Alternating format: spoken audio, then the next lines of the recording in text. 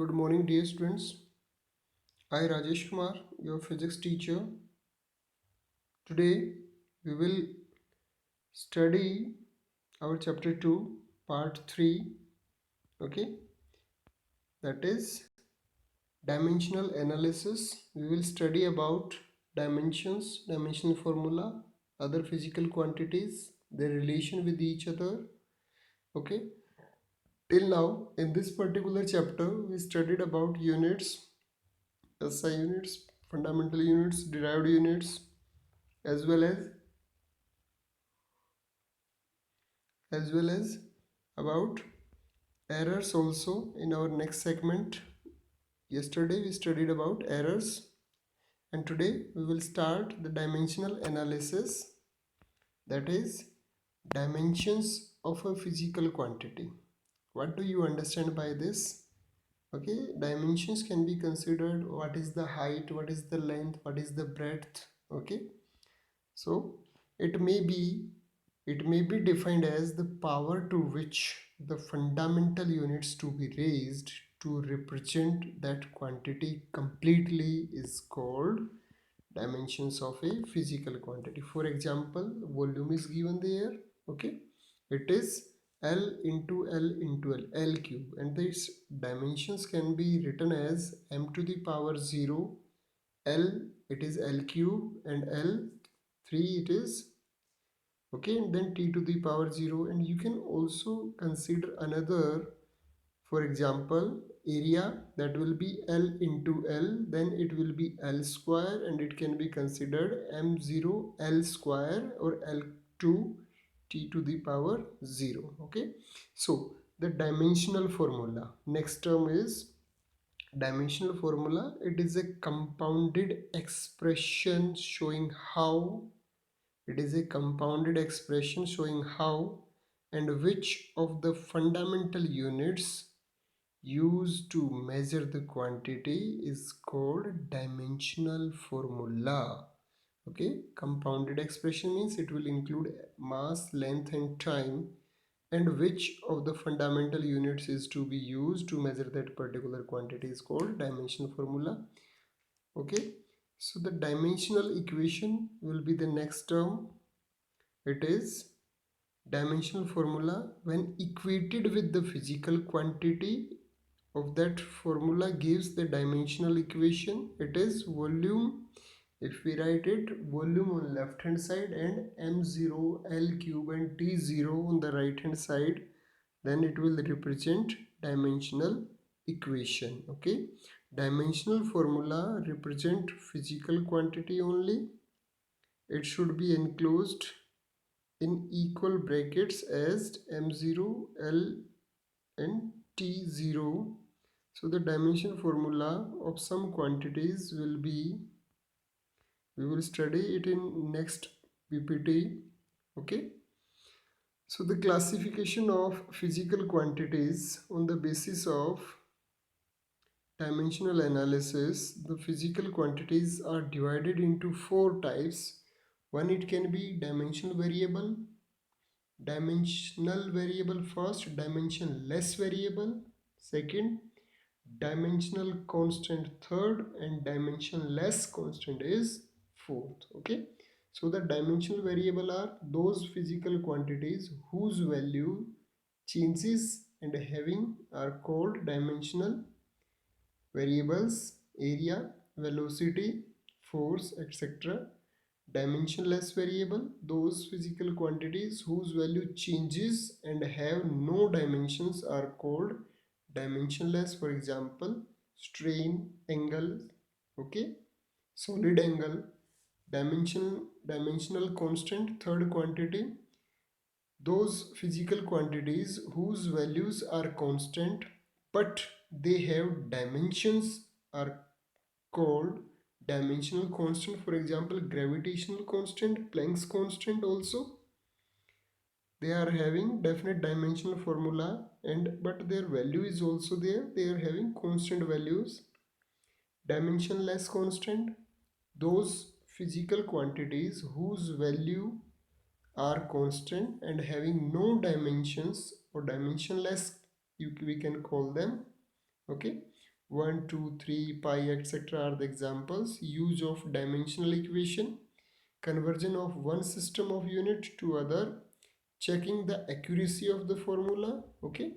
Third is deriving relations among the various physical quantities. Okay. So in this particular slide, we studied about the classification of physical quantities. They are of four types: dimensional variable, dimensionless variable, dimensional constant, dimensionless constant. Okay. Conversion of one system of units to another system of units. It is based on the fact that the magnitude of a physical quantity remains the same whatever the system of units may be. System of units may be q is equal to n1 u1 is equal to n2 u2. Okay. Let the dimensions of a given physical quantity q is equal to m to the power a, l to the power b, t to the power c, then m, l, l1, t1 are the unit of mass, length and time of the system of units u1, and m2, l2 and T2 are the units of the mass, length and time in the system T2. Q is equal to N1 U1, we all know, is equal to N2 U2. Then put the values of the units and then try to solve this. Then finally N1 is equal to N2, M2 by M1 power A, L2 by L1 power B, T2 by T1 power C, and similar will be the case for N2 also. So convert, example, try to solve this. Convert 1 Newton of force into dyne. We all know the force SI unit is Newton, and in CGS the unit of force is dyne. So the dimensional formula of force, you need to find out it first. F is equal to mass into acceleration, acceleration velocity upon time. The dimensional formula for force will be mlt minus 2. Okay.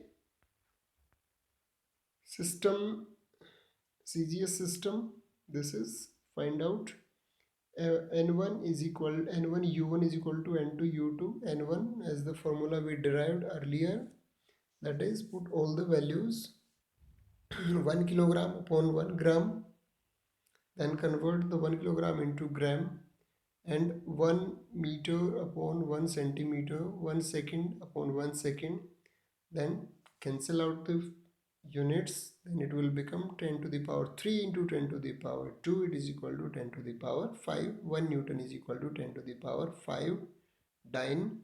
Okay. So let's check the accuracy of the formula. According to the principle of homogeneity, the dimensions of each and every term on either side or both side of a physical quantity is same. Check the correctness of the formula. S is equal to ut plus half at square. Dimensions S is equal to m0 l1 t. Ut is equal to m0 lt minus 1 into t.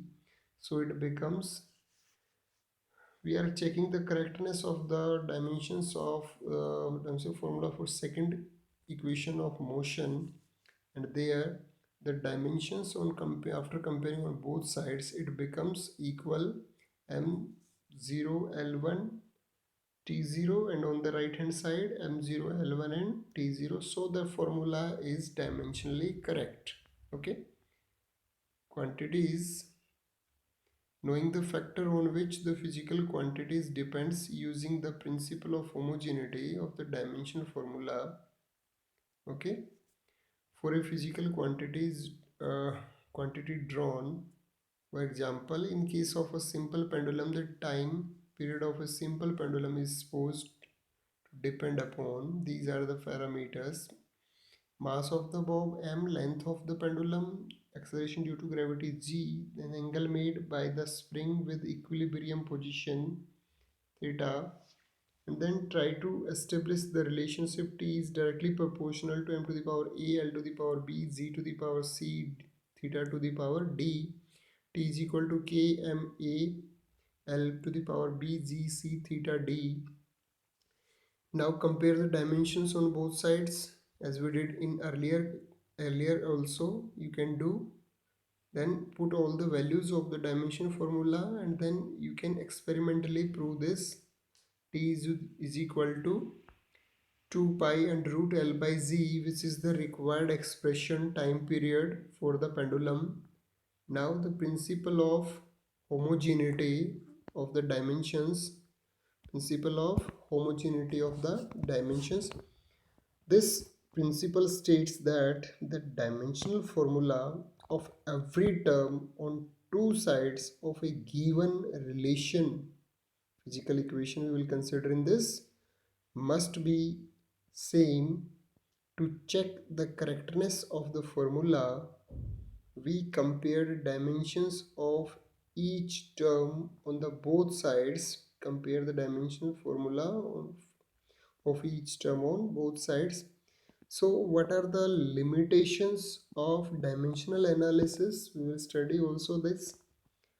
First, limitations, or what are the shortcomings or what are the deficiencies of dimensional analysis. It cannot give any information regarding the constant of proportionality involved in the equation. Okay.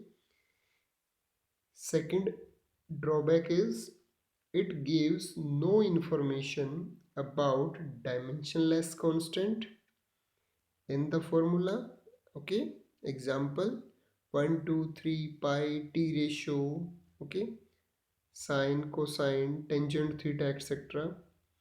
And the third limitation is if the quantity depends on more than three factors having dimensions, the formula cannot be derived. Very serious limitations.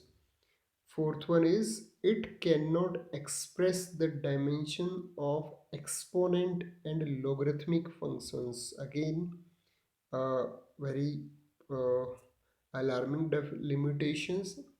And the last is, sorry, fifth one is it gives no information whether a physical quantity is a scalar or a vector quantity.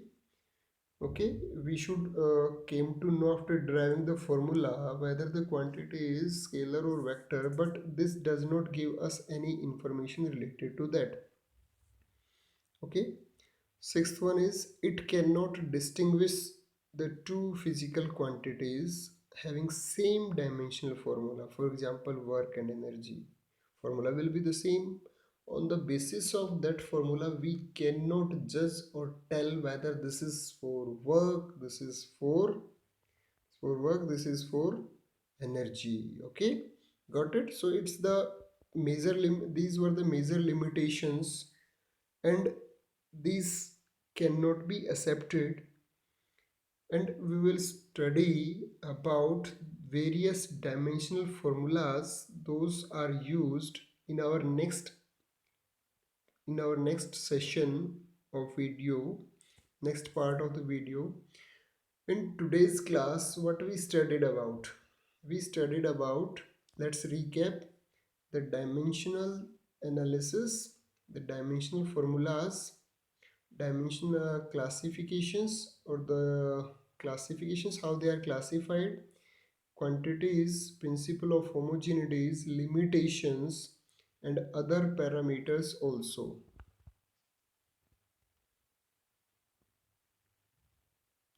And other parameters we studied in that. Okay, so in next class we will resume our session with dimensional formula. Till then, do one thing, try to learn and write down, try to learn and write all the terms or the formulas or examples what we showed in this particular video in your notebook. This will help out you a lot in your class 11th course, as well as this is useful for the competitive exams also. So work out on these definitions and formulas what we studied till now in this particular class.